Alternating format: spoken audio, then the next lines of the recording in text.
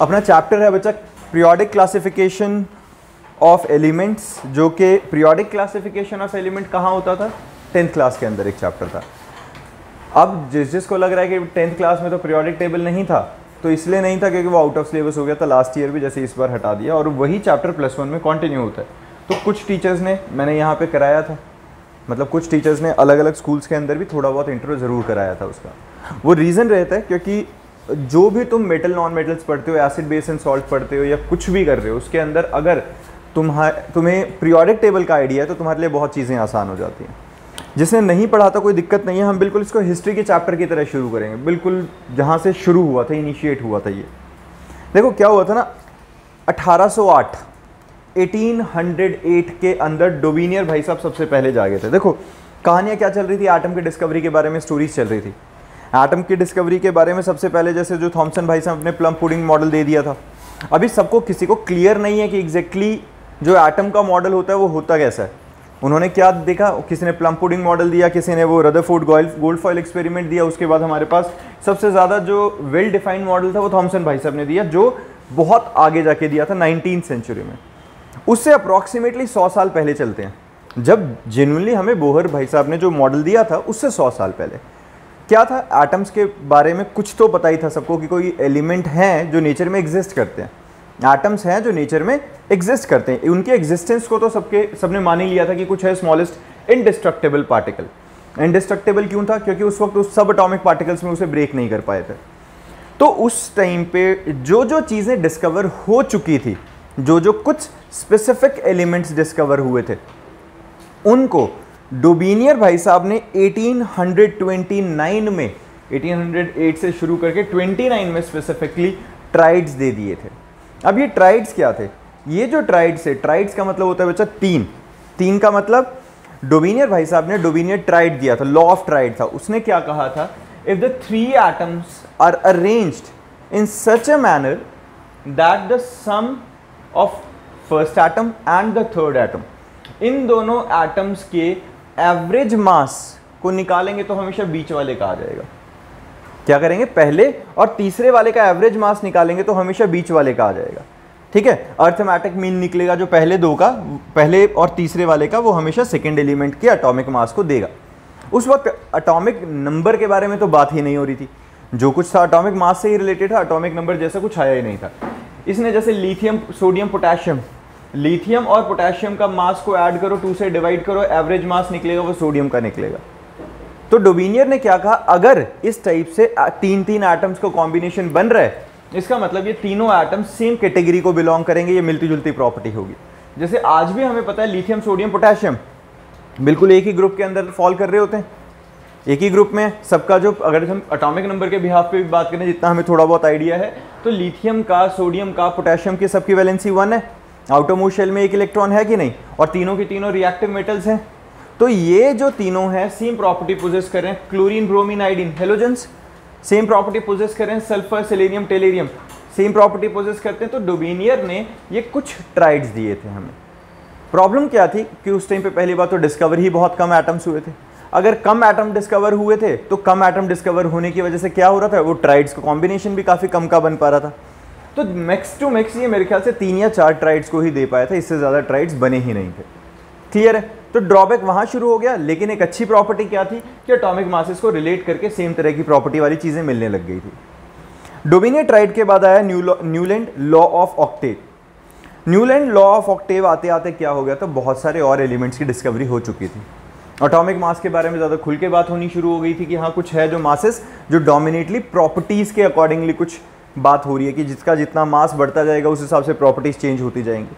तो न्यूलैंड ने बोला when the elements are arranged in order of their increasing atomic weight, every 8th element has the property similar to that of the first element. Exactly कैसा, जैसे week days होते हैं, Sunday, Monday, Tuesday, Wednesday, Thursday, Friday, Saturday, और फिर जो 8वां element आया वापस से संडे आया कि नहीं। मैं अगर वेंसडे से स्टार्ट करूं, Wednesday, Thursday, Friday, Saturday, Sunday, Monday, Tuesday, फिर वेंसडे, हर 8वां एलिमेंट सेम आएगा कि नहीं। तो कहीं से शुरू कर दो, घूम के तुम 8वें एलिमेंट पे पहुंचोगे तो वो सेम पहले वाले की प्रॉपर्टी पोजेस करेगा, सेम है सा रे गा मा पा धा नी सा। तो वो क्या है, हर 7 के बाद जो 8वां आएगा वो सेम तरह की प्रॉपर्टी पोजेस करेगा जैसे फर्स्ट वाले ने करी थी। ये न्यूलैंड लॉ ऑफ ऑक्टेव था कि हर 7 के बाद 8वां सेम तरह की प्रॉपर्टीज पोजेस करेगा। अप्रॉक्सीमेटली ये आते आते हमारे पास हम 1830s तक पहुंच चुके हैं। 1830s भी कहें, 1840-50s हो गए थे। 29 में तो ट्राइड ही आया था, 1829 में। फिर इसके बाद Luther mayor arrangement of element I. Luther mayor arrangement of elements में क्या है, elements with the similar orbits in the properties, ये बेसिकली क्या है, elements with the similarities in the properties occupied similar position in the peaks and trough. The elements occupy similar position on the peaks and trough shows periodicity in the property when curve is plotted with atomic weight versus atomic volume। मैंने यहाँ एक graph नहीं बनाया, अगर हम इसके अंदर एक ग्राफ बनाए तो देखो इस टाइप का एक ग्राफ बनता होता है बच्चे। अटोमिक वेट के साथ जिस टाइम पे हम ग्राफ बनाते हैं ना, तो कुछ इस टाइप का एक ग्राफ बनता होता है, जैसे कुछ ऐसा बनता है। तो ये जो पीक्स होते हैं ना, और इसी के अंदर जो ये ट्रफ होते हैं, ये जो लोवेस्ट वैल्यूज हैं और जो पीक हैं, ये एक तरह की प्रॉपर्टी वालों का आ रहा था। हमने क्या किया था, एक्चुअली एटॉमिक मासेस के अकॉर्डिंगली हमने कुछ सर्टेन प्रॉपर्टीज के साथ ग्राफ प्लॉट किया। जैसे इसमें किया क्या गया था, लूथर मेयर ने कहा था that elements with the similarities in the properties occupied similar position in the peaks and trough. The element occupies similar properties on the peaks and trough with periodicity in the property when the curve is plotted with atomic weight and atomic volumes। एक certain volume, atomic weight और volume के बीच में जब हमने graph plot किया तो हमने notice किया कि जो जो इस पीक पे आ रहा था वो एक तरह की प्रॉपर्टीज पोजेस कर रहा था, और जो जो ट्रफ पे आ रहा था, नीचे की साइड जो आ रहा था, वो भी एक तरह की प्रॉपर्टी पोजेस कर रहा था। इसको बहुत ज़्यादा डिफाइन नहीं किया गया था, बट इससे ये पता चल गया था कि इनके अंदर एक पीरियोडिसिटी देखी गई थी कि जब पहले के बाद जो अगला आया था उसके बीच का जो डिफरेंस था एटॉमिक मासेस का, फिर उसके बाद का जो डिफरेंस था एटॉमिक मासेस, उसके बाद के जो difference between the two consecutive peaks था वो ऑलमोस्ट सिमिलर आ रहा था। मतलब हर एक प्रॉपर्टी के बाद वो प्रॉपर्टी जब रिपीट हो रही थी तो सेम एटॉमिक मास के बाद ही वो प्रॉपर्टी वापस निकल के आ रही थी वहां पे। क्लियर है बात? तो ये हमारे पास क्या हुआ था, लूथर मेयर के अकॉर्डिंगली अरेंजमेंट में आया था। मेन इसके बाद आया था हमारे पास मैनलीव पीरियोडिक टेबल। अब मैनलीव पीरियोडिक टेबल में क्या हुआ था, the physical and the chemical property, इसने सबसे पहला लॉ दिया था, पीरियोडिक लॉ।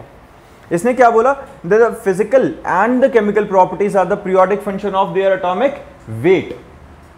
अब यहां एक वर्ड आया periodic function, that physical and chemical properties of element are the periodic function. इस पीरियोडिक फंक्शन का मतलब क्या होता है बच्चे? अगर मैं बात करता हूं कि कुछ पीरियोडिक फंक्शन है, what do exactly understand by function? Function पता है सबको क्या होता है? क्या था, याद करो। फंक्शन के बारे में जब हम बात करते हैं कि यहां मैंने ये पीरियोडिक फंक्शन है, फंक्शन क्या था? किस चीज को हम फंक्शन कहते थे? जब एक की वैल्यू दूसरे के ऊपर डिपेंड करेगी तभी हम कहते थे function. y is equal to sine x, जैसे जैसे x बदलेगा वैसे वैसे y में चेंज आएगा कि नहीं? तो y is the function of x। x हो गया डोमेन, y हो गया रेंज, तो हमारे पास y is the function of x। यहां पे इन्होंने क्या बोला है, that the physical and chemical properties are the periodic function of atomic weight. अब पीरियोडिक फंक्शन का मतलब क्या होता है? एक सर्टेन पीरियड के बाद वो अपनी वैल्यू को रिपीट करना शुरू कर देता है। जैसे साइन थीटा का एक ग्राफ होता है, साइन थीटा का ग्राफ याद है ना सबको? साइन थीटा का ग्राफ हमारा बनता कैसे है? एग्जैक्टली ऐसे करके अगर हम साइन थीटा का ग्राफ बनाते हैं तो ये एक ग्राफ बना, मतलब एक सर्कल पूरा, फिर ये, और ये हर 360 डिग्री के बाद अपने आप को रिपीट करना शुरू कर रहा है कि नहीं? तो ये पीरियोडिक फंक्शन है, हर 360 के बाद अपनी वैल्यू रिपीट करता है, हर 360 के बाद अपनी वैल्यू रिपीट करता है। हर सर्कुलर मोशन भी ऐसे ही करता है, एक चक्कर काटेगा वापस अपनी इनिशियल पोजीशन पे आ जाएगा, फिर एक चक्कर काटेगा वापस अपनी इनिशियल पोजीशन पे आ जाएगा, फिर चक्कर काटेगा वापस इनिशियल पोजीशन पे आएगा, और हर बार अपनी प्रॉपर्टीज को रिपीट करना शुरू करता है। तो that is periodic function. Periodic function का मतलब एक सर्टेन पीरियड के बाद अपनी वैल्यू को रिपीट करना। तो जो हमारे पास मेंडलीव भाई साहब थे, मेंडलीव भाई साहब ने हमें सबसे पहले जो पीरियोडिक टेबल दिया था, सबसे ज़्यादा वेल डिफाइंड पीरियोडिक टेबल उस जमाने का था, उसके अकॉर्डिंगली बोला गया था that the physical and chemical properties are the periodic function of their atomic weight. इसका मतलब एक सर्टेन नंबर ऑफ वेट के बाद वो प्रॉपर्टी रिपीट करनी शुरू हो जाएगी। सेम जो लूथर मेयर ने कहा था वैसे तो बट लूथर मेयर ने ग्राफिकली दिया था, इसने उसको थ्योरेटिकली लॉ बना के दे दिया that physical and chemical properties are the periodic function of their atomic masses. हर एक सर्टेन एटॉमिक वेट, हर एक सर्टेन एटॉमिक मास के बाद वो प्रॉपर्टी खुद को रिपीट करना शुरू कर देगी। डन है ये बात? क्लियर है बच्चा जी? है ना, सबको क्लियर है ये वाली बात? अब इसके अंदर क्या हुआ था, उसने वो बनाते हुए दो हिस्सों में बताया, एक तो पीरियड्स के नाम पे और एक ग्रुप्स के नाम पे। पीरियड क्या है बच्चा? हॉरिजॉन्टल रोज, और ग्रुप्स क्या है हमारे पास? Vertical columns. ठीक है, जो वर्टिकल कॉलम होंगे उनको हमने नाम दे दिया ग्रुप्स, और जो हॉरिजॉन्टल रोज होंगे उनका नाम हमने रख दिया पीरियड। अब इसके कुछ ड्रॉबैक्स थे। ड्रॉबैक क्या है? सबसे पहला पोजीशन ऑफ हाइड्रोजन, इसने कोई जस्टिफाई नहीं किया था। जो मेंडलीफ भाई साहब हैं, इन्होंने हमें पोजीशन ऑफ हाइड्रोजन को ढंग से जस्टिफाई नहीं करके दिया था। वो आज भी हमारा थोड़ा सा डाइसी है, बट उस टाइम के हिसाब से भी जो हाइड्रोजन की पोजीशन है उसके बारे में बात नहीं करी गई। दूसरा पोजीशन ऑफ आइसोटोप्स। अब पोजीशन ऑफ आइसोटोप में क्या प्रॉब्लम है? जब एटॉमिक नंबर ही नहीं थे तो आइसोटोप्स की तो डेफिनेशन ही नहीं थी, लेकिन वहां एक चीज दिख रही थी भाई, क्लोरीन ही दो अलग अलग मासेस के साथ अवेलेबल था।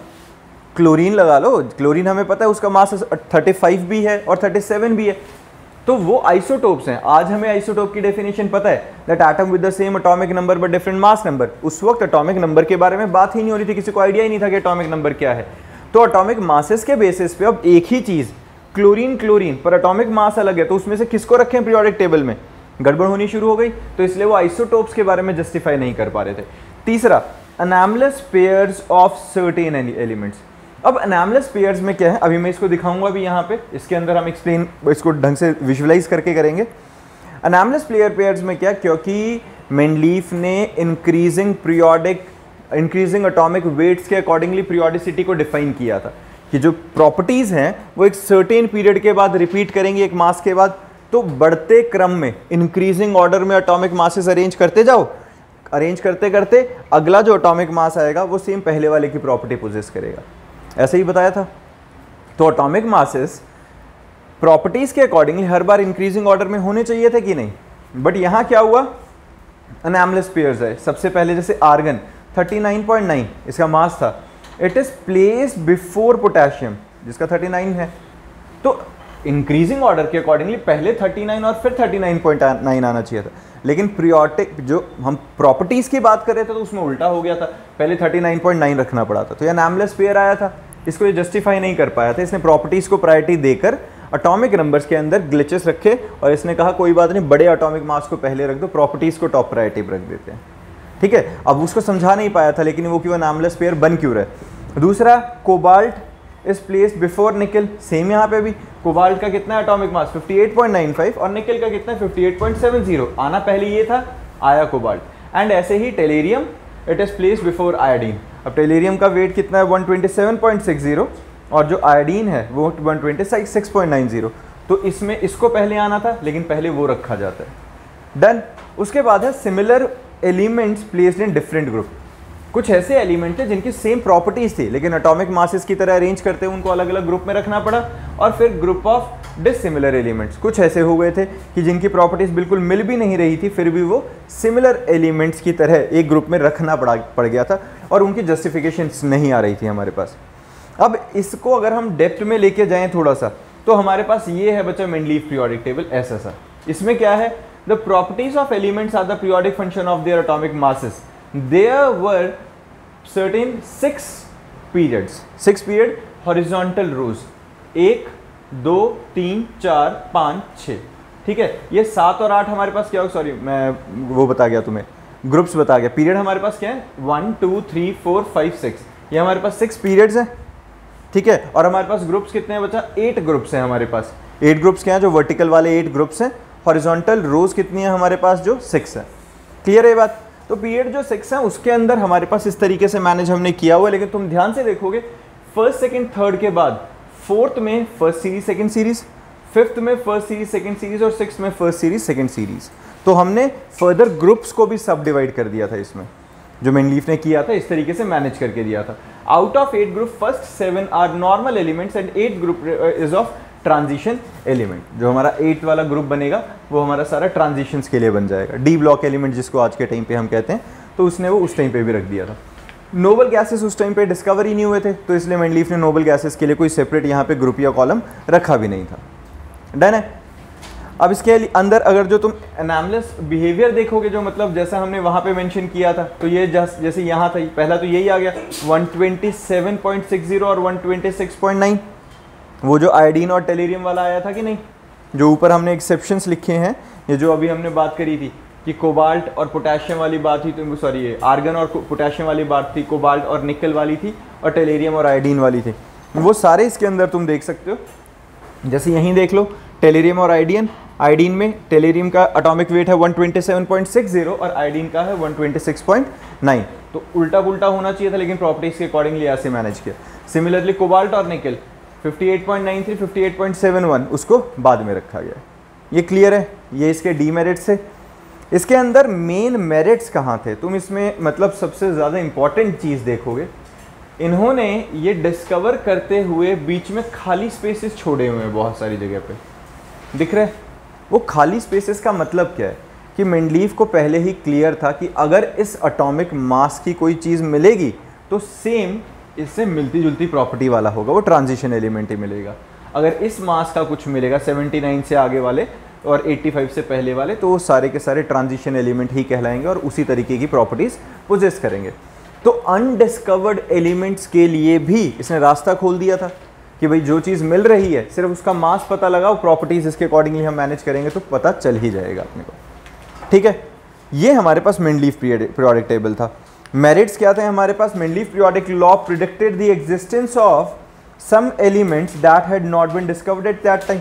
मतलब एग्जिस्टेंस के बारे में तो पता लग ही गया कि भाई इस एटॉमिक मास की चीज़ यहाँ आएगी जिसकी प्रॉपर्टीज़ पक्का इसी तरीके की होनी चाहिए, पहला। दूसरा, Mendeleev periodic could predict the properties of several element on the basis of position in the periodic table. भाई सिर्फ एटॉमिक मास के बेसिस पे पोजीशन दे दो उसे, उस पोजीशन के बिहाफ पे उसकी प्रॉपर्टी समझ जाएंगे हम। ये क्लियर है? ये उन्होंने इसके ये सबसे ज़्यादा मतलब जो मोस्ट इंपॉर्टेंट मेरिट्स है वो यही थे उस टाइम पे कि अनडिस्कवर्ड एलिमेंट्स के just on the basis of their position, just on the basis of atomic masses we can predict their position, we can predict their properties. Done है। अब डीमेरिट्स या लिमिटेशंस, पहला वही the position of isotopes could not be explained, क्योंकि isotopes ही नहीं पता थे। Wrong order of atomic masses of some elements can not be explained and a correct position could not be assigned to in the for the hydrogen in the periodic table. ये कुछ हमारे loop holes थे उसके अंदर। Clear है? Done है।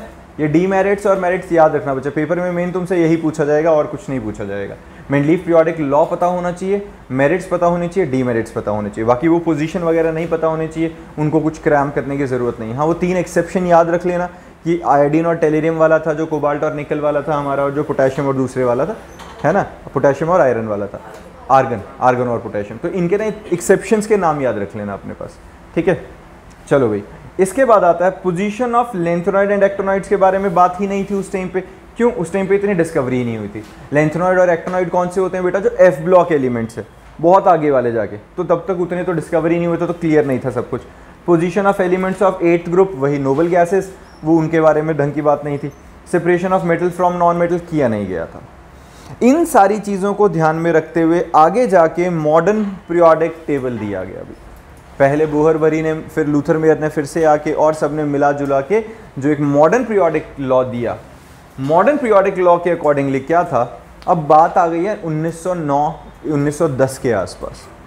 मतलब कहाँ ट्राइड शुरू हुए थे? 1800 में। 100 साल आगे आ चुके हैं। तब तक आते आते एटॉमिक नंबर की डिस्कवरी हो चुकी है। एटॉमिक नंबर की डिस्कवरी में क्या बता दिया गया था कि भाई जो प्रॉपर्टीज़ हैं वो सिर्फ एटॉमिक मास पर डिपेंड नहीं करती, उल्टा जो केमिकल रिएक्टिविटी है वो तो एटॉमिक नंबर पर डिपेंड करती है। It depends on the number of electrons in the outermost shell.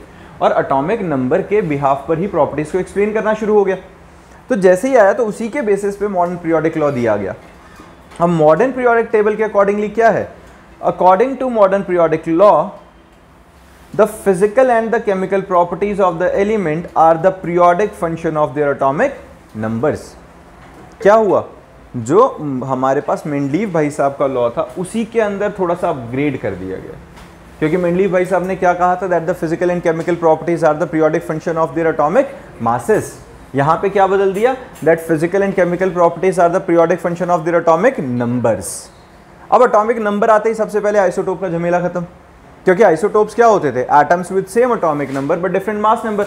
Different mass number का कंसेप्ट खत्म, सेम एटॉमिक नंबर है तो दोनों के नाम का एक क्लोरीन रख दिया मैंने, दोनों हाइड्रोजन के नाम का एक हाइड्रोजन, सारे का कार्बन के नाम का एक कार्बन, क्योंकि एटॉमिक मासेस डिफर कर रहे थे, एटॉमिक नंबर तो सेम थे। तो अगर मैं वहां C6 लिख देता हूं, मतलब जिसका एटॉमिक नंबर 6 है, तो 6 एटॉमिक नंबर वाला कार्बन अपने आप में उन आइसोटोप्स को भी साथ लेके चल ही रहा है वहां पे। क्लोरीन अगर मैं वहां लिख देता हूं जिसका एटॉमिक नंबर 17 है, तो उसका मतलब एटॉमिक नंबर 17 उस वाले का भी था जिसका मास 35 था, उस वाले का भी था जिसका 37 था, तो उन दोनों को रिप्रेजेंट कर रहा है। हाँ, हम पीरियोडिक टेबल के अंदर एटॉमिक मासेस लिखते हुए जरूर डेसिमल्स में लिखते हैं, ये सबको पता है कि देखो हम नॉर्मल अगर जो हम बात करें, इन जनरल बात करें, तो एटॉमिक नंबर के बाद एटॉमिक मास को हम क्या कहते हैं? एटॉमिक मास क्या था बेटा? Sum of protons plus neutron. तो sum of number of proton plus neutron, number तो डेसिमल्स में हो ही नहीं सकते, नंबर है ना, वो तो होल इंटीग्रल है। अगर नंबर ऑफ प्रोटॉन्स 5 है, नंबर ऑफ न्यूट्रॉन्स 5 है, तो 5 + 5 10 होगा, 5 + 6 11 होगा, 5 + 4 9 होगा। ये 8.5, 9.1, 11.2, 35.5, ये कैसे आ सकता है? तो ये क्यों हम पीरियोडिक टेबल के अंदर डेसिमल्स में मासेस लिखते हैं? क्योंकि वो एवरेज मास लिखा होता है। जैसे क्लोरीन है, क्लोरीन के अंदर 35 मास वाला जो एटम है, 35 एटॉमिक वेट वाला जो क्लोरीन का एटम है, वो नेचर में 75% एग्जिस्टेंस में आता है, और 25% जो क्लोरीन है वो 37 वाला आइसोटोप एग्जिस्ट करता है। तो हमने इसका 75, इसका 25 प्लस किया, टोटल से डिवाइड किया, तो एवरेज एटॉमिक मास 35.5 आ जाता है। तो हम जो अब पीरियोडिक टेबल में एटॉमिक मासेस वो डेसिमल्स में लिखते हैं, तो वो क्या लिखते हैं? Average atomic masses of all the isotopes. Clear है ये बात? चलो, अब हमारे पास मॉडर्न पीरियोडिक टेबल के अकॉर्डिंगली क्या था? That all the physical and chemical properties are the periodic function of their atomic number. जैसे जैसे एक सर्टेन एटॉमिक नंबर क्रॉस होगा, तो एक सर्टेन पीरियड के बाद वो एटॉमिक नंबर जैसे जैसे रिपीट होगा, वैसे वैसे प्रॉपर्टीज अपने आप को रिपीट करना शुरू कर देंगे। क्लियर है ये? हर एक सर्टेन एटॉमिक नंबर के बाद प्रॉपर्टी वापस घूम के वहीं आएगी और वहीं प्रॉपर्टीज अपने आप को रिपीट करना शुरू कर देंगे। इसको अब हम आगे थोड़ा सा इस पीरियोडिक टेबल के अंदर आने के बाद और डिटेल में बताता हूं मैं। जैसे लिथियम है, देखो लिथियम का एटॉमिक नंबर कितना है बेटा? 3 है। इलेक्ट्रॉनिक कॉन्फ़िगरेशन क्या लिखेंगे? 2 और 1। सिंपल सी बात है, एटॉमिक नंबर 2 और 1। Modern electronic configuration 1s2 2s1, बहुत बढ़िया। Sodium atomic number 11, electronic configuration 281, या फिर 1s2 2s2 2p6 3s1। किसी को इसमें परेशानी बचा? ये पता नहीं, इलेक्ट्रॉनिक कॉन्फ़िगरेशन सबको पता है, स्ट्रक्चर ऑफ एटम से हमने किया था। तो ऑर्बिटल के कंसेप्ट पे तो मैं दोनों लिख रहा हूँ, जो हमने 10th में किया था ऑर्बिट्स के कंसेप्ट वाली, और ये ऑर्बिटल के कंसेप्ट वाली, दोनों साथ में चला रहा हूँ। पोटेशियम 19 का क्या आएगा? पहले शेल में 2, फिर 8, फिर 8, फिर 1, और फिर 1s2 2s2 2p6 3s2 3p6 4s1, ऐसे ही चल रहा है। अब देखो एक चीज़ तो मुझे यहाँ पैटर्न साफ दिख गया भाई, लिथियम 3, आउटरमोस्ट शेल में 1, सोडियम 1, पोटेशियम 1, रुबिडियम 1, सीजियम 1, और इसमें 2s1 3s1 4s1 5s1 6s1 7s1, ऐसे ही चल रहा होगा। अब तुम ध्यान से देखो, lithium, sodium, potassium, rubidium, caesium, ये सारे क्या हैं? ये पीरियोडिक टेबल की पहली लाइन में हाइड्रोजन को अगर छोड़ दो, हाइड्रोजन को भी वैसे गिनोगे तो 1s1 आएगा, कोई दिक्कत नहीं है। तो 1s1 2s1 3s1 4s1 5s1 6s1 और 7s1 आया कि नहीं? तो सारे जिसके अंदर s ब्लॉक के अंदर आउटरमोस्ट शेल में 1 इलेक्ट्रॉन था सिर्फ, वो पहले ग्रुप के अंदर आ गया कि नहीं? समझ में आई ये बात? या फिर मैं 10th वाले टॉपिक के हिसाब से बताऊं तो जिस जिसके पास आउटरमोस्ट शेल में 1 इलेक्ट्रॉन था सिर्फ, वो पहली शेल के अंदर आ गया कि नहीं? बात समझ में आई है? एक बार अब पीरियोडिक टेबल के बारे में थोड़ा सा डेप्थ में चलते हैं। भाई देखो पीरियोडिक टेबल है क्या?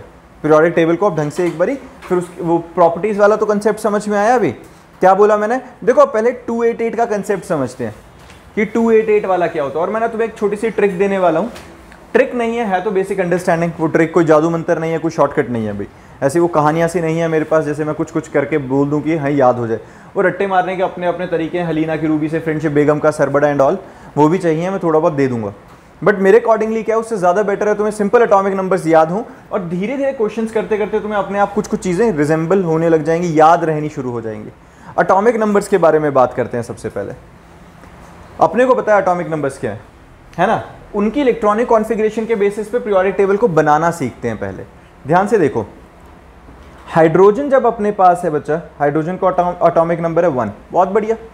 पहली शेल के अंदर कितने इलेक्ट्रॉन्स आ सकते हैं? 2। हाइड्रोजन की बारी में 1 आ गया, अगर एक और ऐड हो जाएगा तो पहली शेल भर जाएगी।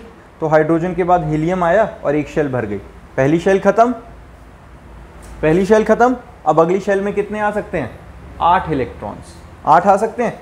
तो जब 8 आएंगे, 8 आने के लिए पहली शेल के लिए लिथियम भाई साहब के लिए आया 1 इलेक्ट्रॉन, बिल्कुल ठीक। बेरिलियम के आए 2 इलेक्ट्रॉन, बिल्कुल ठीक।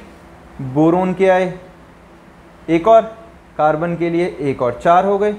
फिर नाइट्रोजन के लिए 5, 6, फ्लोरीन के लिए 7 और नियॉन के लिए कितने आ गए? 8। आउटरमोस्ट शेल में कितने हो सकते थे मैक्सिमम? 8, कंप्लीटली 8 हो गए। नियॉन की बारी में, हीलियम की बारी में 2 हो सकते थे, 2 थे। नियॉन की बारी में 8 होने चाहिए थे, 8 थे। नोबल गैसेस बनी कि नहीं? नोबल गैसेस होती क्या है? जिसका ऑक्टेट कंप्लीट होता है। अब ड्यूप्लेट जिसका कंप्लीट होगा वो हीलियम एक्सेप्शन है, नो डाउट, लेकिन है तो नोबल गैस ही, क्योंकि उसको जितने इलेक्ट्रॉन्स आउटर मोस्ट शेल में कंप्लीटली फिल्ड होने के लिए चाहिए थे उतने हैं। हीलियम के पास 2 इलेक्ट्रॉन्स आउटर मोस्ट शेल में, नियॉन के पास 8 आ गए। डन। 2 और 8 का कंसेप्ट समझ में आ गया। इसके बाद क्या होगा? 2 और 8 के बाद फिर 8। अब कोई बच्चा मुझे कहे कि भाई मेरे को ना ऑक्सीजन का तो एटॉमिक नंबर पता है पर सल्फर का नहीं पता। अब देखो इसमें ना क्या होता है, इनकी फैमिलीज को याद रखना शुरू करो। मैं पीरियोडिक टेबल वैसे तो देखो 30 तक तुम्हें एटॉमिक नंबर बच्चे याद होने चाहिए। कोई +1 नॉन मेड का बच्चा अगर 30 तक एटॉमिक नंबर याद नहीं कर पा रहा है तो थोड़ी दिक्कत है। फिर उसकी 30 तक याद होने चाहिए। उसके बाद हम थोड़े बहुत, कुछ तो भगवान की दया से टीचर्स ही सब वो तुम्हें मतलब पेपर वगैरह में हेल्प मिल जाती है और वहाँ पे तुम्हें लिखा होता है एटॉमिक नंबर, बहुत बड़े होंगे तो।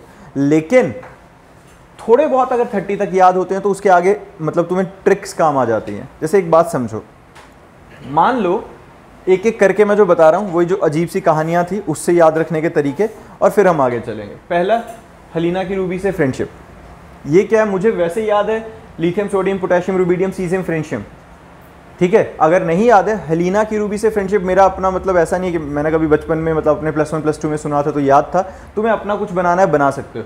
हलीना की रूबी से फ्रेंडशिप, वो बस ऐसे याद रह जाते हैं। बेगम का सर बड़ा, बेगम का सर बड़ा, या ये होता है बेटा मांगे कार स्कूटर बाप रोए। अब वो जैसे जैसे तुम्हें याद रखना है, मेरे अकॉर्डिंगली तरीका मेरे को ये ठीक लगता है कि इससे अच्छा ऐसे याद रख लो, beryllium, magnesium, calcium, strontium, barium और रेडियम, ठीक है। अगर ऐसे राइम में याद रख लोगे तो बहुत ठीक है। नहीं रख पा रहे मान लो तो मान लो इसी का लगा लो, lithium, sodium, potassium, rubidium, caesium. अब मुझे लिथियम का एटॉमिक नंबर पता है 3, मुझे सोडियम का नहीं पता। पहली बात तो शर्म आनी चाहिए कि हमें ना पता हो, बट फिर भी अगर नहीं आ रही है और हम फिर भी पता ही लगाना चाहते हैं और याद नहीं है तो क्या करो, 3 के बाद पहली शेल में 2 इलेक्ट्रॉन्स, अगली शेल में 8, उसके बाद 8 और, तो 3 में 8 ऐड कर दो, कितना है? 11। 2 + 8 मतलब हुआ ना, पहले वाले में तो 2 ऐड होने थे तो 1 + 2 3, 3 + 8 11, 11 + 8 19। अब यहां तक देखो, यहां तक आते आते यहां तक 8 ऐड होना ठीक था। अब समझना इसमें क्या है, पहली शेल में सिर्फ यहां तक 2 इलेक्ट्रॉन्स, अगली शेल में 8 इलेक्ट्रॉन्स ऐड हुए, उससे अगली शेल में फिर 8 हुए, लेकिन उससे अगली में कितने होंगे? 1 2 3 4 5 6 7 8 करके 18। तो कितना आएगा? पहली में 2, फिर 8, फिर 8, फिर 18, फिर 18, 18 18 और फिर आएगा 32, 32, क्योंकि ये F ब्लॉक एलिमेंट्स 14 एक्स्ट्रा और ऐड हो जाते हैं। तो इसके लिए क्या याद रखो? 2 8 8 18 18 32। मैं अभी बताता हूँ इसका लॉजिक क्या है जो मैं करवाना चाहता हूँ। ऐसे 2 8 8 18 18 32 और फिर 32। अब इसका लॉजिक समझो, मैं क्या याद करवा रहा हूँ। ऐसे मान लो तुम्हें हेलोजेंस का पता है, हेलोजेंस पता है हमें क्या है? फ्लोरीन, क्लोरीन, ब्रोमीन, आयोडीन, एसिटाइन, यही सब है। तो अगर मान लो फ्लोरीन, क्लोरीन, ब्रोमीन, फिर आयोडीन। अब मुझे फ्लोरीन का एटॉमिक नंबर याद है, जिसको फ्लोरीन का नहीं याद हो तो ज़्यादा गलत है, क्योंकि एटॉमिक नंबर नज़दीक है, 9 नंबर है इसका, है ना। अब कोई कहे 9 के बाद क्लोरीन कितने में आएगा, तो फ्लोरीन कौन से वाले में आया? 2 हाइड्रोजन हीलियम के बाद वाले में, सेकंड शेल में है ऑलरेडी, तो सेकंड शेल में ऑलरेडी था वो, उसके अंदर 8 और ऐड कर देंगे तो नीचे वाले का आएगा, तो 9 + 8 17 क्लोरीन का आएगा कि नहीं एटॉमिक नंबर। अब 17 के बाद अगर मुझे ब्रोमीन का निकालना है तो उसमें कितना ऐड कर दूं, 18 ऐड कर दूं, 17 + 18 ऐड करो, कितना आया, कितना 35। अब ब्रोमीन के बाद मुझे आयोडीन का ऐड करना है, फिर से 18 ऐड कर दूं, 53 आएगा। और अब मेरे को एस्टेटाइन का अगर याद करना है तो क्या करूं मैं, 32 ऐड कर दूं, है ना, 53 में 32 ऐड कर दूंगा तो नीचे वाले का आ जाएगा। किसी को इसमें दिक्कत बचे? हाँ जी, क्लियर है बात। तो ये 2 8 18 18 32 32 इसलिए काम आएगा तुम्हारे, कि अगर तुम्हें एटॉमिक नंबर्स में पहले वाले रोज का याद है, जो हमारे पास सबसे पहले वाली लाइन है, अगर इनका भी याद है, 30 तक का भी याद है, तो तुम नीचे वालों को आराम से निकाल सकते हो। 20 तक के याद में भी तुम्हारा गुजारा होना शुरू हो जाता है। लेकिन तुम्हें बशर्ते ऐसे याद होना चाहिए कि fluorine, chlorine, bromine, iodine, astatine ये क्या है, हेलोजन फैमिली। हेलोजन्स कौन से होते हैं, ग्रुप 17। ये क्या है, noble gas, helium, neon, argon, krypton, xenon, radon. ये क्या है हमारे पास, नोबल गैसेस। अगर मुझे हीलियम का 2 पता है तो 8 ऐड करेंगे तो नियॉन, और 8 ऐड करेंगे तो 18 आर्गन, और 8 ऐड करेंगे तो 8 के बाद 18 ऐड करेंगे तो 36 क्रिप्टॉन, फिर 18 ऐड करेंगे तो 54, फिर 32 ऐड करेंगे तो 86, 32 ऐड करेंगे तो 118।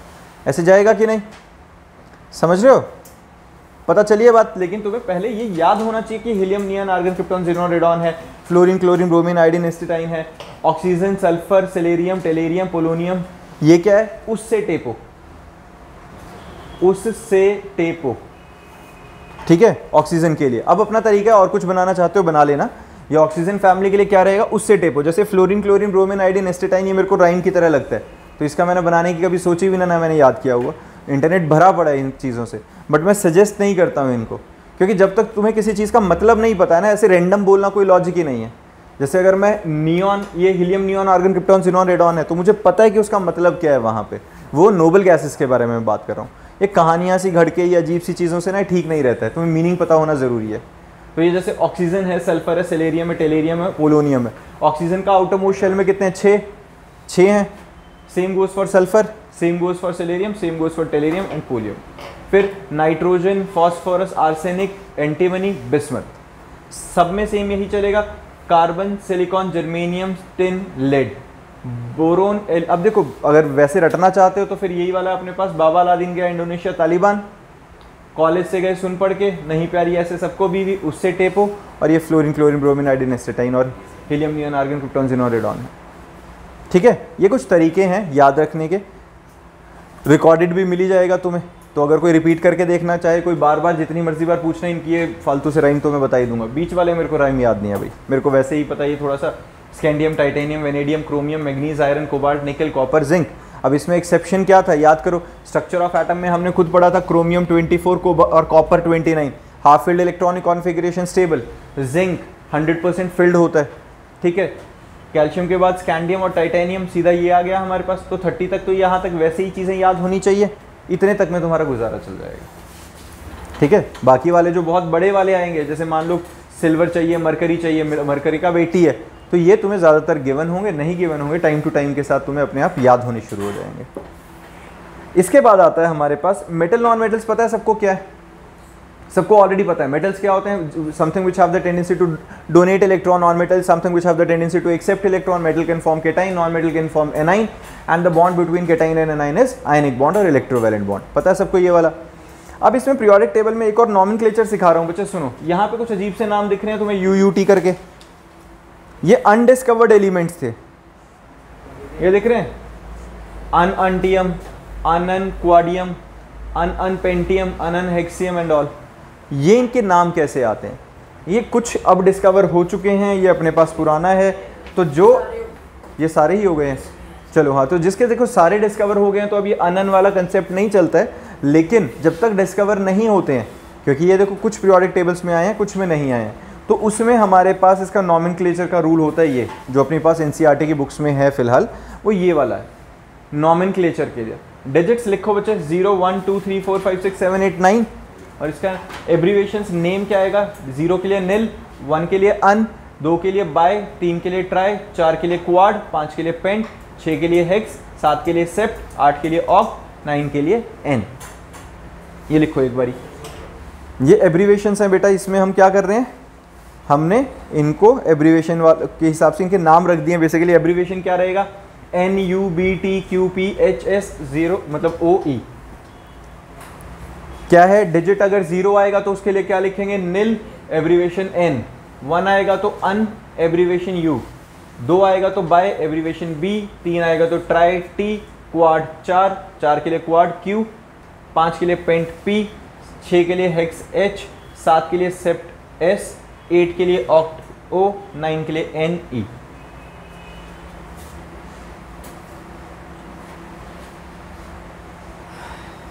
लिख लिया। अब देखो जैसे कि हमारे पास भाई सब हेलो, शाम को बुला लूँगा। हाँ कोई बात नहीं, आ जाना शाम को, कोई बात नहीं, ठीक है। कितने बजे? 7:30। हाँ जब मर्जी आ जाना।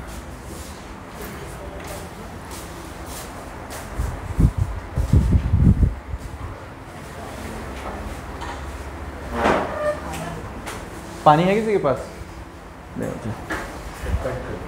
नहीं कोई बात नहीं, बाद में कट लगा देंगे, बीच में पॉज करने में ज़्यादा परेशान हो जाएंगे बार बार। लिख लिया बच्चे सबने ये?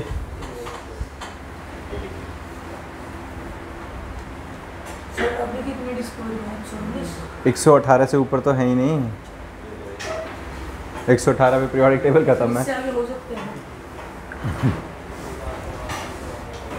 साइंटिस्ट के हिसाब से नहीं हो सकते। पीरियोडिक टेबल 118 तक बनाया, इसलिए बना के छोड़ा था कि और है नहीं। तो इसमें और वो पीरियड्स 7 से ज़्यादा पीरियड्स नहीं होते?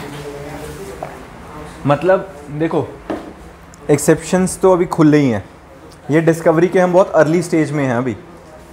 सोच के देखो ना, 1800, 1900, 2000, 2023 चल रहा है, मोटा मोटा सा हमें 250 साल नहीं हुए ढंग से एटम्स के बारे में डिस्कवरी करते। तो अगर जो 250 साल भी हमें नहीं हुए हैं तो 250 साल तो बहुत अर्ली स्टेज है। हमें मोटा मोटा सा 100 साल मुश्किल से हुए ये पता लगे कि जेन्युइनली एटॉमिक नंबर भी कुछ चीज़ है। तो एटॉमिक नंबर का पता लगने के बाद सब एटॉमिक पार्टिकल्स का पता चला 3, धीरे धीरे अब पता चला सब एटॉमिक 16, आज की रीसेंट डिस्कवरीज के हिसाब से 51 के आसपास गिन रहे हैं उन्हें, जो कि बुक्स में हमारे नहीं लिखे। अभी तो हम इलेक्ट्रॉन, प्रोटॉन, न्यूट्रॉन पढ़ रहे हैं। तो हम ये कह रहे हैं कि भाई 118 एलिमेंट होने चाहिए। ये कहाँ तक सत्य है और कितना सत्य है वो पता नहीं है। चांसेस हैं तुम जैसा कोई बड़ा साइंटिस्ट बने कल को, बड़ा होकर 118 के आगे 128 निकालो, नया पीरियोडिक टेबल हो जाए, कितनी बड़ी बात है कि ये डिस्कार्ड हो जाए। क्योंकि ये जो पीरियोडिक टेबल है ये सिर्फ 3 एटॉमिक नंबर्स को ध्यान में रख के ज़्यादा चल रहा है। पर इसका बेस्ट पार्ट तुमने देखा है, यही पीरियोडिक टेबल नॉर्मल 10th की इलेक्ट्रॉनिक कॉन्फ़िगरेशन 288 को भी सेटिस्फाई कर रहा है, और ये जो +1 की इलेक्ट्रॉनिक कॉन्फ़िगरेशन है, ऑर्बिटल कंसेप्ट 1s2 2s2, उसको भी सेटिस्फाई करता है। तो ये अपने आप में बहुत डिटेल्ड है ऑलरेडी। बाकी कुछ नया डिस्कवर होगा तो देखेंगे। चलो भाई, अब हमारे पास है, देखो सबने लिख लिया। मान लो हमारे पास एटॉमिक नंबर है 108। अगर हमारे पास क्या एटॉमिक नंबर 108, 108 के अकॉर्डिंगली क्या आएगा बच्चा, 108 के अकॉर्डिंगली 1 के लिए हम क्या यूज करेंगे, अन, 0 के लिए क्या यूज करेंगे, निल, और 8 के लिए क्या लिखेंगे, ऑक्ट।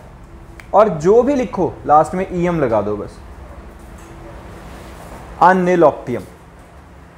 समझ में आई बात? क्या किया मैंने, हमने जो 1 था 1 के लिए क्या यूज कर लिया बच्चा, 1 के लिए आ गया अन, 0 के लिए निल, 8 के लिए ऑक्ट, और लास्ट में सबके लिए क्या लिख दो, ईएम। तो ये हमारे पास नाम आ गया। क्लियर है? किसी को परेशानी बच्चे इसमें? सिंबल, सिंबल आएगा यू और ओ, 0 के लिए आ गया एन, और 8 के लिए आ गया ओ, UNO। समझ में आई? 92 का करो बच्चे, अब 92 का करो। 9 के लिए क्या आएगा हमारे पास, एन, 2 के लिए क्या आएगा, बाय, और ईएम, IUM के लिए आई एक हटा दो, ईएम रह गया बस। ठीक है, तो एन बी हमारे पास आ गया, ई और बी, इसका सिंबल आ गया। क्लियर है? सिंपल है बच्चे ये नॉमेनक्लेचर। चलो भाई आगे चलते हैं अब। ठीक है, अब देखो जो पीरियोडिक टेबल है उसको अगर जो तुम ध्यान से देखोगे, जो मैं बात अभी कह रहा था कि ये periodic table modern periodic law को भी साथ में जस्टिफाई करता चल रहा है। मॉडर्न पीरियोडिक लॉ के अकॉर्डिंगली क्या था, मॉडर्न पीरियोडिक लॉ चलो हमें पता ऑलरेडी वो वाला।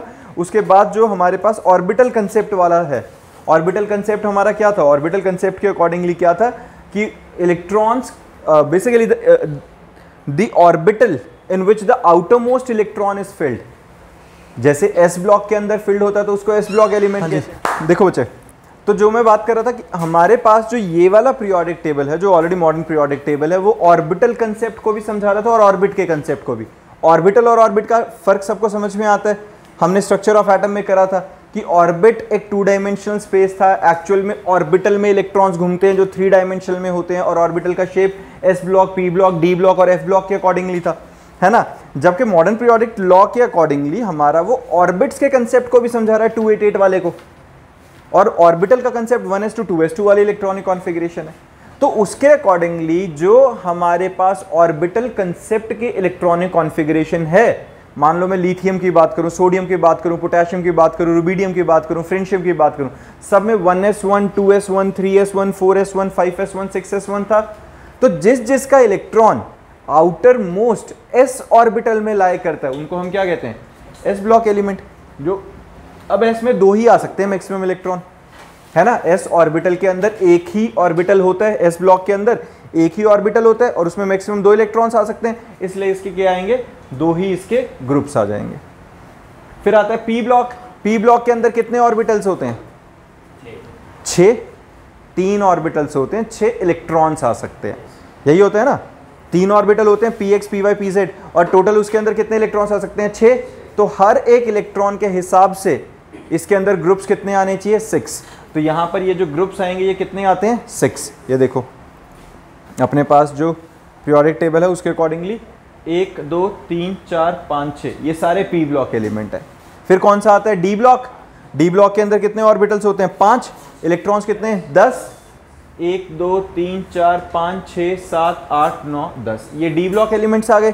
फिर आता है f के अंदर कितने आते हैं, 7, और कितने इलेक्ट्रॉन्स आ गए, 14। तो ये जो f ब्लॉक वाले हैं 57 से 71 अलग से निकाल के रखे हुए हैं, जो ये 14 है, 1 2 3 4 5 6 7 8 9 10 11 12 13 14, है ना। ये पूरे गिन लेना भाई, मैंने उल्टी पुल्टी उंगली मार दी थी। तो ये 14 इलेक्ट्रॉन्स यहाँ हैं, 14 इलेक्ट्रॉन दूसरे वाले में, तो 2 ही हमारे पास f ऑर्बिटल्स हो गए, ठीक है ना। 15 आ रहे हैं, कैसे आ रहे हैं 15 गिनो, लेंथेनॉइड के अंदर 14 आने चाहिए, 15 आएंगे नहीं, क्यों नहीं आएंगे, अभी देखो मैं बताता हूँ। 15 का भी कितने आ रहे हैं, 15 आ रहे हैं, मुबारक हो, मेरे भी 15 ही आए थे। अब मैं अभी तो बोल रहा हूँ तुम्हें f के अंदर 14 आने चाहिए, एक्चुअल में क्या होता है 15 इसलिए आ रहा है, ये देखो एक d ऑर्बिटल वाला भी आ रहा है साथ में। जब s मतलब हम d ऑर्बिटल, f ऑर्बिटल की स्टैंडर्ड इलेक्ट्रॉनिक कॉन्फ़िगरेशन लिखते हैं तो वो n d 0 to 1 n minus 1 f 1 to 14 आता है, मतलब एक इलेक्ट्रॉन d का भी उसमें इन्वॉल्व करके लिखा जाता है। एक इलेक्ट्रॉन d ऑर्बिटल के अंदर फिल होता है और बाकी के 14 इलेक्ट्रॉन्स फिर आगे f वालों में जाते हैं, तो मिला जुला के वो 15 बनते होते हैं। ये डी ब्लॉक क्या नहीं है, ये होते तो लेंथेनॉइड से ही शुरू है ना, बट वो देखो डी ब्लॉक का इन्वॉल्वमेंट हुआ कि नहीं, एक यहाँ से हुआ, वो गिनती एफ ब्लॉक के अंदर ही आएगा। जो एक डी के अंदर पिछला इलेक्ट्रॉन भी आया है ना, वो एफ ब्लॉक ऑर्बिटल में गिना जाता है। क्लियर है, ये अब एक्सेप्शन, मतलब जो इनकी इलेक्ट्रॉनिक कॉन्फ़िगरेशन लिखेंगे ना तब तुम्हें क्लियरली दिख जाएगा। अब हम क्या करेंगे बच्चे, अब हम एक एक करके ऑर्बिटल्स को पढ़ना शुरू करेंगे, S orbital, P orbital, D orbital से। तो सबसे पहले हमारे पास एस ऑर्बिटल से कहानी शुरू करते हैं। अभी एस ऑर्बिटल हम सबको पता है कहाँ थे, एस ऑर्बिटल थे हमारे शुरू वाले, जो शुरू वाले थे वो तो कौन से थे, सारे मेटल्स हैं, अपने को पता है, जिसके पास आउटरमोस्ट शेल में एक इलेक्ट्रॉन या 2 इलेक्ट्रॉन से, एक इलेक्ट्रॉन वाला भी मेटल, 2 इलेक्ट्रॉन वाला भी मेटल, दोनों के दोनों डोनेट करेंगे। 1 वाला कौन सा है, मोनोवेलेंट, जिसकी वैलेंसी 1, दूसरे वाला डाइवेलेंट जिसकी वैलेंसी 2, और दोनों के दोनों क्या करेंगे तो डोनेट ही। और एक और बताओ जरा, जब हम ऊपर से नीचे आएंगे पीरियोडिक टेबल में, अगर मैं ऊपर से नीचे आता हूं तो इलेक्ट्रॉन को रिलीज करने की क्षमता बढ़ेगी या घटेगी? अगर मैं ऊपर से नीचे आता हूं पीरियोडिक टेबल में, पहले तो बताओ साइज में क्या चेंज आएगा, साइज इंक्रीज करेगा डिक्रीज करेगा? इंक्रीज करेगा, क्योंकि ऊपर से नीचे आते हुए शेल्स ऐड ऑन होती रहती हैं। तो जैसे जैसे उसका एटॉमिक साइज इंक्रीज करता जा रहा है, न्यूक्लियस के से सुनो बच्चा, तो जैसे जैसे ऊपर से नीचे आते जा रहे हैं वैसे वैसे क्या होता जा रहा है, साइज बढ़ता जा रहा है। तो अगर साइज बढ़ता जा रहा है तो न्यूक्लियस बीच में है, इलेक्ट्रॉन बहुत दूर होता जा रहा है। जितना इलेक्ट्रॉन दूर होता जा रहा है, न्यूक्लियस का उस इलेक्ट्रॉन को पकड़ के रखने की क्षमता कंपैरेटिवली कम होती जा रही है।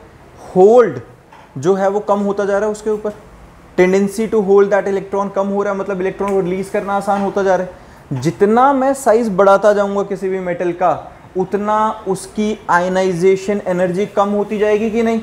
आयनाइजेशन एनर्जी क्या है? The amount of energy required to lose the most loosely bounded electron from an isolated gaseous atom. किसी एक एटम की आउटर मोस्ट शेल में से इलेक्ट्रॉन को निकालने के लिए जितनी एनर्जी चाहिए, दैट इज आयनाइजेशन एनर्जी। और जितना न्यूक्लियस से डिस्टेंस दूर होगा किसी इलेक्ट्रॉन का, उतना न्यूक्लियस उस इलेक्ट्रॉन को कम पकड़ पाएगा, कम पकड़ पाएगा तो आसानी से छोड़ पाएगा, आसानी से छोड़ पाएगा तो आयनाइजेशन एनर्जी क्या होती जाएगी?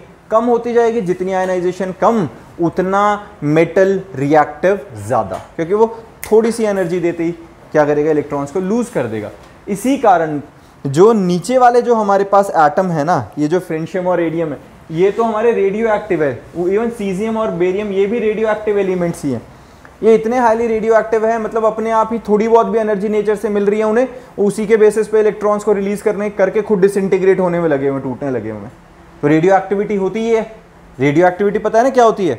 It is the phenomena of emission of spontaneous radiations from the atom when one bigger atom disintegrate into smaller one. टूटता ही जा रहा है वो अपने आप ही, क्योंकि वो इतना ज्यादा रिएक्टिव हो गया कि वो अपने खुद ही इलेक्ट्रॉन रिलीज करने में लगा हुआ है। डन है? तो हमारे एस ब्लॉक एलिमेंट्स के अंदर हमें क्या पता है? एस ब्लॉक एलिमेंट सबसे पहले इसका नाम क्या होता है बच्चे? एलिमेंट्स जो रहेंगे, ये देखो, elements in which last electron enters in s orbitals is called s orbital elements. Group 1 जिनका नाम होता है alkaline metals. Standard electronic configuration NS1। N की वैल्यू 1 2 3 4 कुछ भी हो सकती है, 7 तक आएगा। 1s1 2s1 3s1 4s1 5s1 6s1 7s1। Group 2 alkali earth metals है ना, जो मैग्नीशियम वाले हैं, तो उसके अंदर हमारे पास क्या रहेगा? NS2। एन की वैल्यू सेम वही 0 1 मतलब 1 2 3 4 5 जो भी आएगी। They are soft metals with low melting and boiling point. यहाँ पे सेकंड वाले में 1 नहीं आ सकते, 2 से शुरू हुआ था वैसे हमारा, ये लिख लेना इसमें। पता ही है इनकी वैल्यू 1s2 तो है ही नहीं, 1s2 तो हीलियम चला जाएगा फिर अपना, तो हीलियम एक्सेप्शन है, वो s2 में नहीं आता, ये याद रखना। 1s2 वाला जो हीलियम है उसको हमने p ऑर्बिटल में रखा हुआ देखा है ना, ये याद रखना, ये एक्सेप्शन है, वो s ब्लॉक एलिमेंट नहीं है। वो बेशक उसका outer most electron s orbital में आ रहा है 1s2 में, पर वो नोबल गैसेस की कैटेगरी में रखा जाता है क्योंकि वो फुली फिल्ड है, तो वो एक्सेप्शन है। याद रहेगा ना सीधा सा। 1s2 में तो 1s2 नहीं आ सकता, 2s से शुरू होगा जो होगा फिर, तो 2 इसलिए मैंने यहाँ पे हटा। अब जो s ब्लॉक एलिमेंट्स है, they are soft metals with low melting and boiling point because of their lower ionisation enthalpy. Lower ionisation enthalpy मतलब फटाक से इलेक्ट्रॉन को रिलीज कर सकते हैं। These metals are highly reactive and hence never found pure in nature. भाई nature में हमेशा कंबाइंड स्टेट में मिलेंगे क्योंकि इलेक्ट्रॉन्स को रिलीज करना आसान है, तो किसी ना किसी को अपना इलेक्ट्रॉन देके आयनिक बॉन्ड बना के बैठे होंगे, ये ठीक बात है। Reactivity of these metals increases on moving down the group as the distance between electron and nucleons increases.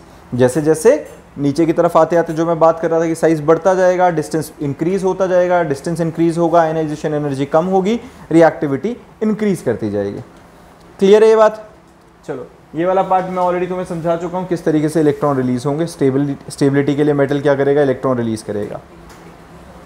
Reactivity increase होगी डाउन द ग्रुप बेटा, जितना नीचे आते आते अगर उसका साइज इंक्रीज होगा तो नेट इफेक्टिव न्यूक्लियर चार्ज पर इलेक्ट्रॉन डिक्रीज कर जाएगा, क्योंकि ये जो न्यूक्लियॉन्स हैं, ये जो न्यूट्रॉन्स हैं, प्रोटॉन्स हैं, ये इस बाहर वाले इलेक्ट्रॉन को बहुत आसानी से होल्ड नहीं कर पा रहे क्योंकि डिस्टेंस बढ़ गया, डिस्टेंस दूर चला गया ना। मैं हूँ यहाँ, मैं कौन हूँ? मैं हूँ न्यूक्लियस, ठीक है। अगर मैं न्यूक्लियस हूँ तो मेरे अंदर टेंडेंसी इलेक्ट्रॉन्स को होल्ड करके रखने की, तो जो यहाँ बच्चा बैठा है, यहाँ बैठा है, मैं उनको ज़्यादा आसानी से पकड़ के रख पा रहा हूँ। अब जो बच्चा जैसे जैसे साइज बढ़ता जा रहा है, बड़ा क्लासरूम होता जा रहा है, तो सबसे लास्ट में एक बच्चा है, लास्ट वाले बच्चे को होल्ड करना मेरे लिए बहुत आसान है, तो बाहर से उसका दोस्त एक बार ऐसे इशारा करेगा, पीछे पीछे भाग जाएगा, मैं उसे कंट्रोल ही नहीं कर पा रहा हूँ। ऐसे ही होगा ना, क्योंकि वहाँ का वो डिस्टेंस बहुत ज़्यादा है। एज अ प्रोटॉन्स मेरा वहाँ तक नेट इफेक्टिव न्यूक्लियर चार्ज इतना नहीं जा रहा है कि मैं उसे अपने साथ इन्वॉल्व करके रख पाऊँ। तो जितना साइज बढ़ता जाएगा उतना नेट इफेक्टिव न्यूक्लियर चार्ज पर इलेक्ट्रॉन घटता जाएगा, आयनाइजेशन एनर्जी कम लगेगी तो रिएक्टिविटी बढ़ जाएगी। डन। उसके बाद they are electropositive and metallic element. Electropositive समझ में आता है, electropositive they have the tendency to lose the electron and to form cation, इसलिए उन्हें इलेक्ट्रोपॉजिटिव कहते हैं। और ये मेटालिक एलिमेंट्स हैं। Their metallic character also increases on moving down the group, जितना आसानी से इलेक्ट्रॉन को लूज कर सकेंगे उतना मेटालिक कैरेक्टर स्ट्रांग होता जाएगा। They are strong reducing agent. अब ये रिड्यूसिंग एजेंट्स क्या होते हैं? विच अंडरगोज ऑक्सीडेशन, यही पढ़ा था ना, जिसकी ऑक्सीडेशन होगी वो रिड्यूसिंग एजेंट, जिसकी रिडक्शन होगी वो ऑक्सीडाइजिंग एजेंट। अब यहाँ ऑक्सीजन और हाइड्रोजन तो नहीं है।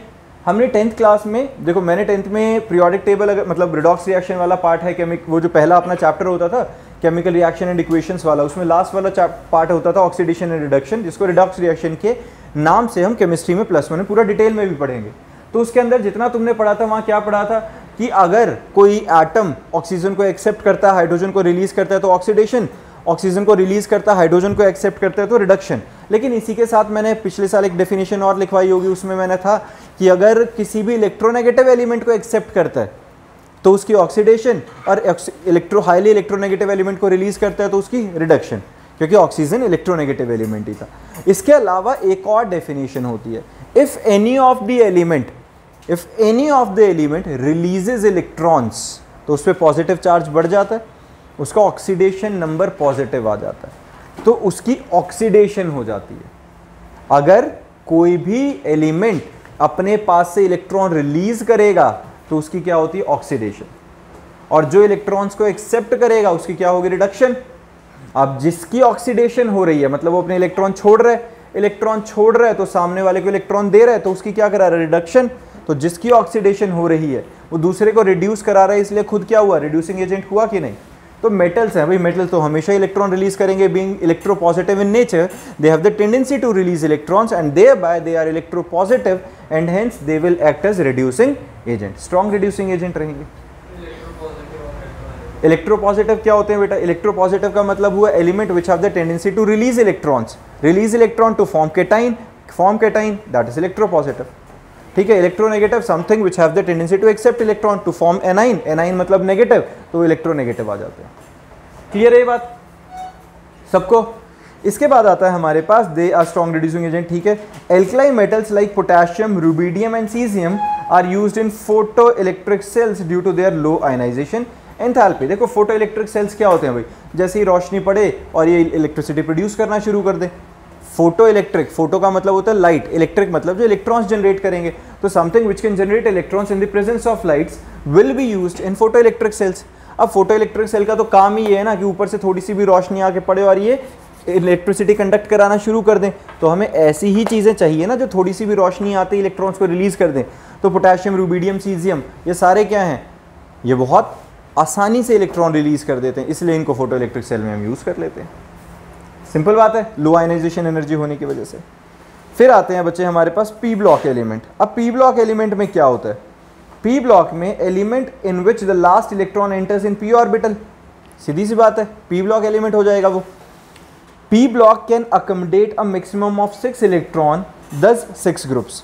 13 to 18 belongs to this group. Group 15 का नाम होता है, ये जो है पिक्टोजेंस, चोकिंग प्रोड्यूसर्स, मतलब दम घुटेगा इनसे। 15th ग्रुप जो है हमारे पास पिक्टोजेंस रहेंगे। 16th वाले होते हैं चाल्कोजेंस, 17th वाले एलोजेंट्स, 18th वाले नोबल गैसेस। ये इनके नाम है, ये ग्रुप वाइज 15, 16, 17, 18 वालों के। क्लियर है? ठीक है। उससे पहले वाले जो हमारे पास हैं वो नॉर्मल नाम से हम जानते होते हैं, जैसे उनके पहले एलिमेंट के बेसिस पे नाम रख दो, जैसे boron family, carbon family, nitrogen, oxygen, फिर ये हेलोजेंस और ये नोबल गैसेस।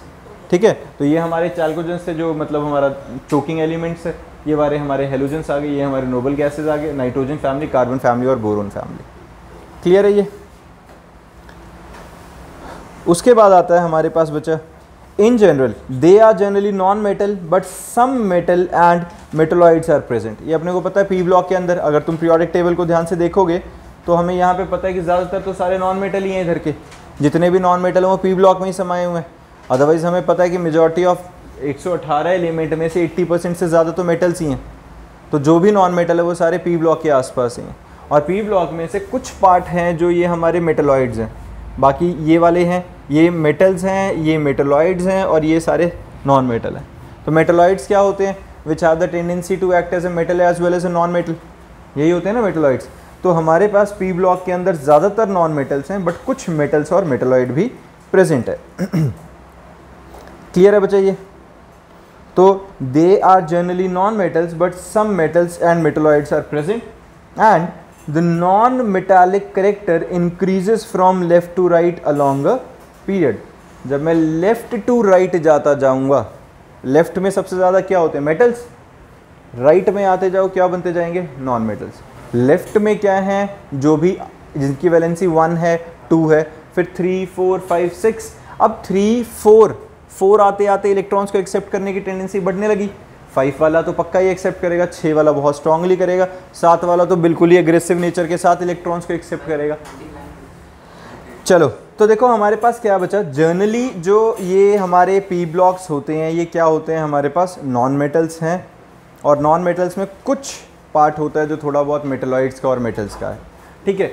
अब जो नॉन मेटालिक करेक्टर है वो लेफ्ट टू राइट आते हुए, अब इधर से इधर आते हुए नॉन मेटालिक करेक्टर इंक्रीज करते हैं। क्यों? इधर पे जितने भी हमारे ये एलिमेंट्स हैं इनके पास आउटरमोस्ट शेल में 1 इलेक्ट्रॉन है, फिर 2 हैं, फिर यहाँ वालों के पास 3 आ गए, फिर 4 आ गए। अपने को पता है 3 तक वालों की कैपेबिलिटी है कि इलेक्ट्रॉन्स को वो डोनेट करेंगे, लेकिन 4 वाला कोवेलेंट बॉन्ड बनाएगा, 5 वाला तो एक्सेप्ट ही करेगा, 6 वाला थोड़ा सा ज़्यादा एक्टिव होकर एक्सेप्ट करेगा, 7 वाला तो बहुत ही ज़्यादा एग्रेसिव है एक्सेप्टेंस के लिए और हाईली रिएक्टिव नॉन मेटल रहेंगे, है ना। तो जितना ज़्यादा राइट हैंड साइड को एलिमेंट आता जाएगा उसकी आउटरमोस्ट शेल में नंबर ऑफ इलेक्ट्रॉन्स बढ़ते जाएंगे। जितने आउटरमोस्ट शेल में नंबर ऑफ इलेक्ट्रॉन्स बढ़ते जाएंगे उतना अपने ऑक्टेट को कंप्लीट करने के लिए उसे इलेक्ट्रॉन लेना आसान है, नॉन मेटालिक करेक्टर बढ़ता गया। अब एक बात बताओ, अगर मैं ऊपर से नीचे की तरफ आऊँगा तो क्या होगा? डाउनवर्ड आते हुए फिर वही न्यूक्लियर साइज बढ़ेगा। न्यूक्लियर साइज अगर बढ़ता जाएगा, एटॉमिक साइज अगर बढ़ता जाएगा तो बाहर से आने वाले इलेक्ट्रॉन को एक्सेप्ट करना थोड़ा मुश्किल हो जाएगा। अगर बाहर से आने वाला इलेक्ट्रॉन आ रहा है उसको एक्सेप्ट करना मुश्किल क्यों है? क्योंकि न्यूक्लियस बीच में छोटा सा है, वो बाहर इतना बड़े अपने इलेक्ट्रॉन्स को संभाल रहा है, उसकी आउटरमोस्ट शेल कंप्लीट नहीं है, उसे चाहिए इलेक्ट्रॉन, लेकिन बाहर वाले इलेक्ट्रॉन को पकड़ के खींचे कैसे? अब तो net effective nuclear charge on the incoming electron comparatively कम लगेगा। तो जैसे मेटल्स में ऊपर से नीचे आते हुए मेटालिक करेक्टर इंक्रीज हुआ था, नॉन मेटल में ऊपर से नीचे आते हुए नॉन मेटालिक करेक्टर डिक्रीज होता है। समझ में आई ये बात? वापस रिपीट कर रहा हूं, सुनो। जितना मेटल नीचे की साइड हम आते जा रहे हैं उतना उसका साइज बढ़ता जा रहा था, जितना साइज बढ़ रहा था इलेक्ट्रॉन को रिलीज करने की टेंडेंसी बढ़ रही थी। सेम नॉन मेटल्स में जितना ऊपर से नीचे आ रहे हैं, जितना नीचे की साइड आते जाएंगे, एक नॉन मेटल के लिए इलेक्ट्रॉन्स को पकड़ के रखना ही मुश्किल होता जा रहा है। पड़ोसी का इलेक्ट्रॉन तो कैसे टपाएगा वो? नॉन मेटल का काम क्या है? किसी और के इलेक्ट्रॉन को एक्सेप्ट करना। नीचे आते आते न्यूक्लियस के से ऑलरेडी अपना ही इलेक्ट्रॉन इतनी दूर फैल गया, अब और किसी पड़ोसी के इलेक्ट्रॉन को भी खींचना, कैसे खींच पाएगा? मुश्किल होगा। नेट इफेक्टिव न्यूक्लियर चार्ज पर इलेक्ट्रॉन रिड्यूस हो गया, तो नीचे आते आते जितना साइज बढ़ता जाएगा वैसे वैसे जो उनका नॉन मेटालिक करेक्टर इलेक्ट्रॉन को एक्सेप्ट करने की टेंडेंसी घटती जा रही है कि नहीं? समझ में आई है? तो मेटालिक करेक्टर इंक्रीज करता है down the group, metallic character increase करता है डाउन द ग्रुप और नॉन मेटालिक करेक्टर डिक्रीज करता है। क्लियर रहेगा ये? Left to right non metallic character increase करेगा, top to bottom non metallic character decrease करेगा। डन है ये बात? चलो भाई, ये हमारे पी ब्लॉक की स्टोरी थी। तो पी ब्लॉक में क्या रहेगा? But metallic character increases on moving down a group, they have high electron gain enthalpy. High electron gain enthalpy in negative लिखा है भाई, ये अपने आप में एक बड़ी बात थी, ये मैंने तभी करके इसको इन नेगेटिव करके हाईलाइट किया हुआ है कि ये क्या बात लिखी हुई है। They have high electron gain enthalpy. High electron gain enthalpy मतलब भाई नॉन मेटल्स हैं, नॉन मेटल्स के पास तो एक ही टेंडेंसी है, क्या? इलेक्ट्रॉन को एक्सेप्ट करने की क्षमता। अब इलेक्ट्रॉन गेन एंथैल्पी क्या होती है समझो जरा। एक मेटल जो है उसको कोई बाहर से थोड़ी सी एनर्जी देगा तो इलेक्ट्रॉन रिलीज करेगा। नॉन मेटल खुद अपने पास से एनर्जी प्रोवाइड करता है कि भाई मुझे इलेक्ट्रॉन दे दो। तो अगर एक नॉन मेटल अपनी एनर्जी रिलीज करेगा, कभी भी अगर कोई सिस्टम क्या, जिसको हम अंडर ऑब्जर्वेशन रख रहे हैं, अगर उसको अंडर ऑब्जर्वेशन रखने वाली चीज अगर एनर्जी रिलीज करती है, that energy is always considered as negative. तो जो जितनी ज्यादा एनर्जी रिलीज कर सके उतना ज्यादा किसी मेटल के पास से इलेक्ट्रॉन निकाल के ला पाएगा। समझ पा रहे हो? नॉन मेटल का काम क्या है कि वो एनर्जी रिलीज करे और मेटल के पास से इलेक्ट्रॉन निकाल लाए। तो नॉन मेटल जितनी ज़्यादा आसानी से जितनी ज़्यादा एनर्जी रिलीज करेगा उतना strong non metal.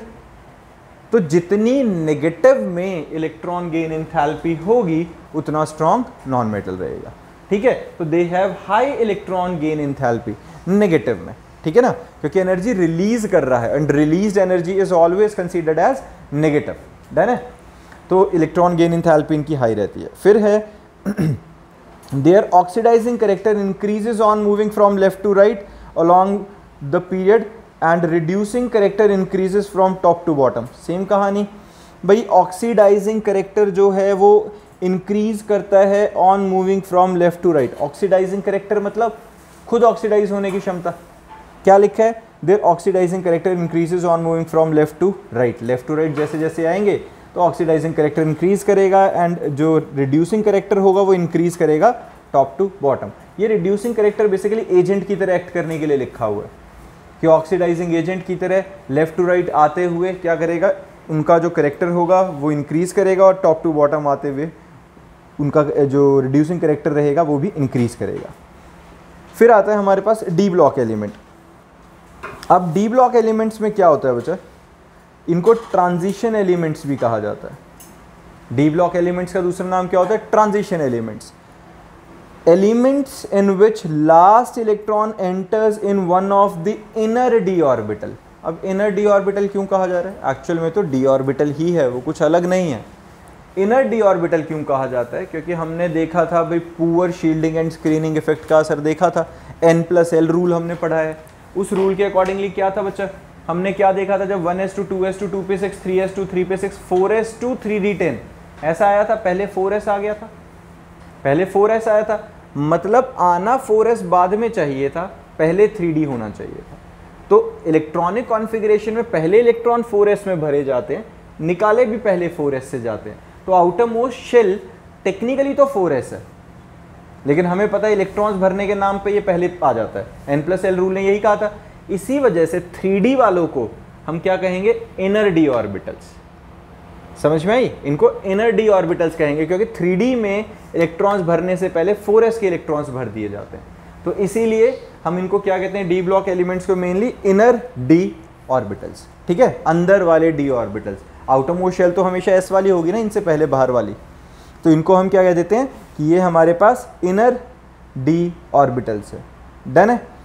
Since there can be maximum 10 electrons in d subshell, thus 10 groups, group 3 4 5 6 7 8 9 10 11 and 12, ये हमारे पास 10 इसके ग्रुप्स आ गए हैं। स्टैंडर्ड इलेक्ट्रॉनिक कॉन्फ़िगरेशन लिखो बेटा, n-1d 1 to 10 ns 0 to 2, ये हमारे पास स्टैंडर्ड इलेक्ट्रॉनिक कॉन्फ़िगरेशन इसकी आ गई है कि हमारे पास ns के अंदर 2 इलेक्ट्रॉन्स आएंगे, d के अंदर 1 से 10 तक आएंगे। लिख लिया। अब जो मैं अभी बता रहा था 1s2 2s2 2p6 3s2 3p6 3d10 4s2 होता तो यही है। एक्चुअल में हम करते कैसे हैं?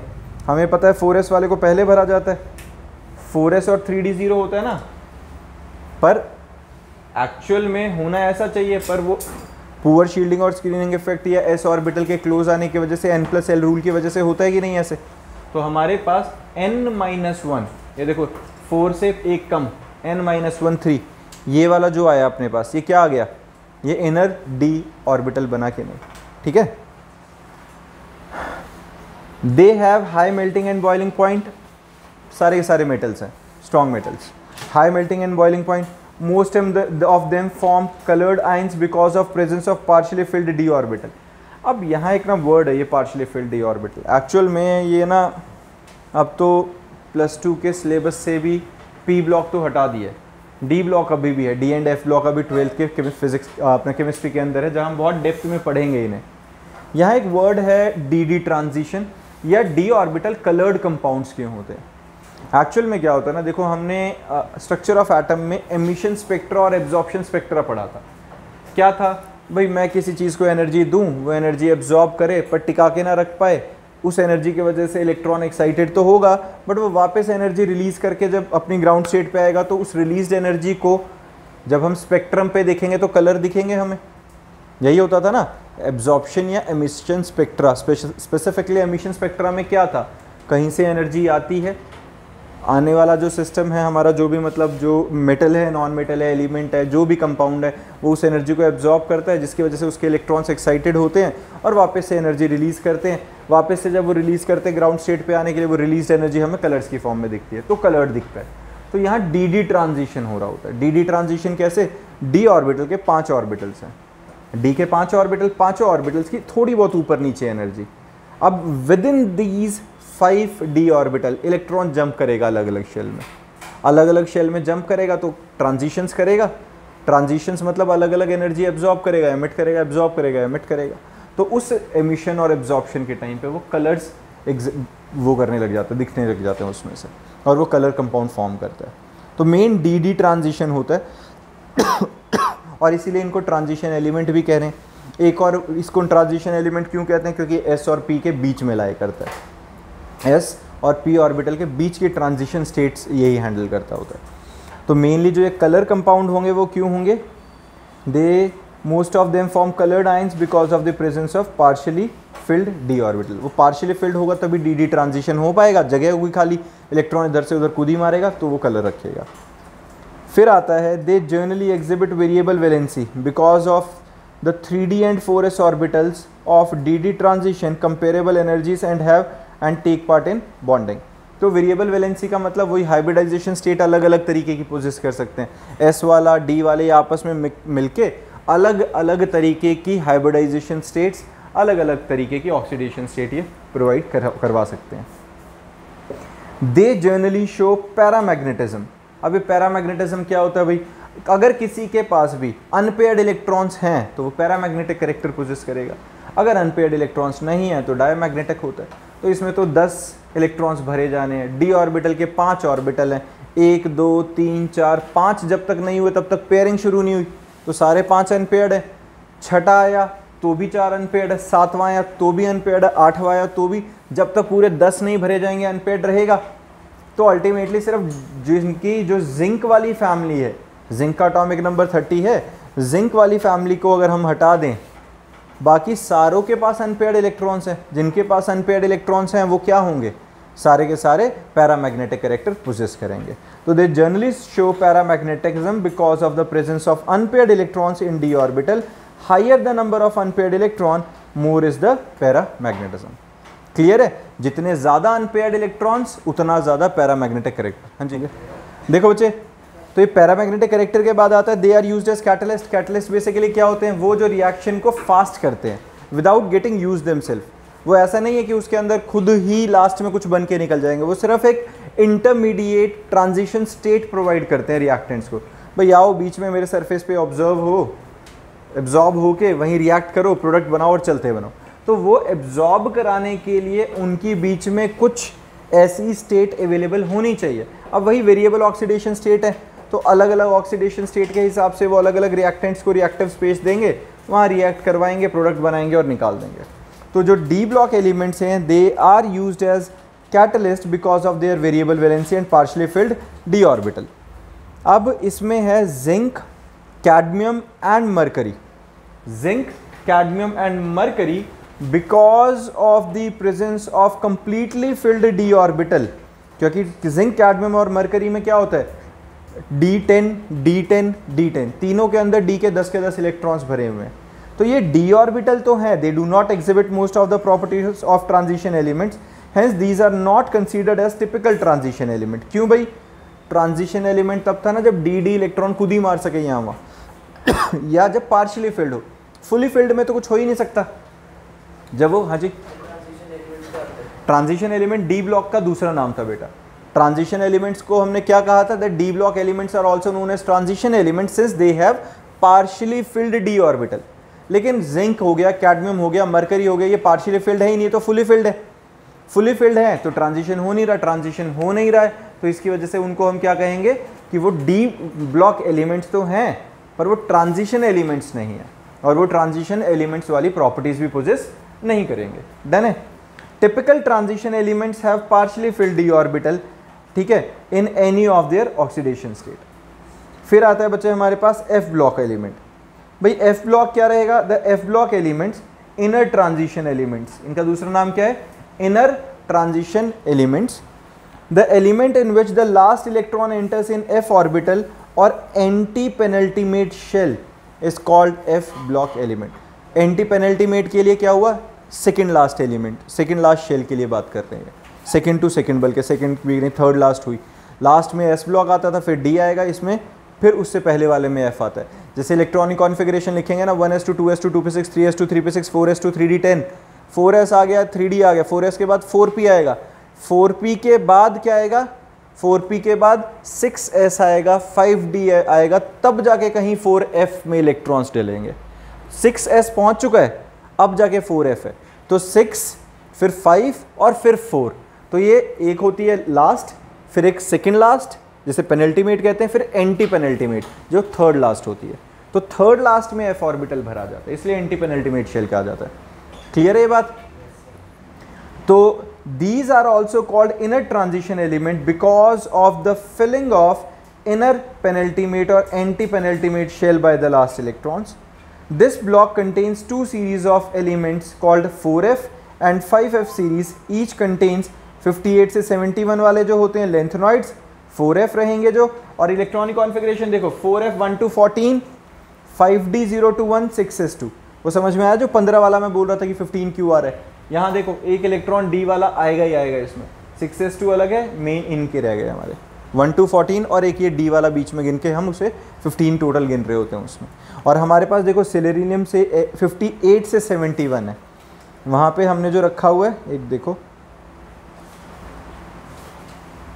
यहाँ 57 से लिखा हुआ है, तो 57th डी ब्लॉक हुआ, 58 क्योंकि डी ब्लॉक वो 5d 0 to 1 वाला जो था, और बाकी 58 से लेके 71 वाले हमारे पास क्या होंगे? वो एफ ब्लॉक कहलाएंगे। समझ में आई ये बात? तो ये इसी करके वो वहाँ पे हमारे 15 एलिमेंट आ रहे थे। लेंथनॉइड्स इनका नाम होता है लेंथनॉइड्स, और 90 से 103 वालों को हम क्या कहते हैं बेटा? एक्टिनॉइड्स, जो 4f सीरीज में आएंगे। 4f 1 to 14, 6d 0 to 1, 7s2। Done है ये वाली?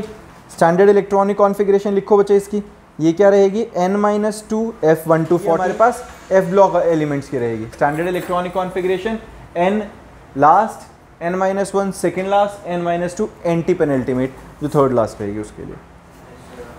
all these are metals, they exhibit large number of oxidation state, all the actinide side are radioactive in nature। ठीक बात है। इसी के साथ हमारा पीरियोडिक टेबल का S block, P block, D block और एफ ब्लॉक का ओवरव्यू खत्म, और हम फिर अलग तरह की बाकी प्रॉपर्टीज नेक्स्ट क्लास में करते हैं।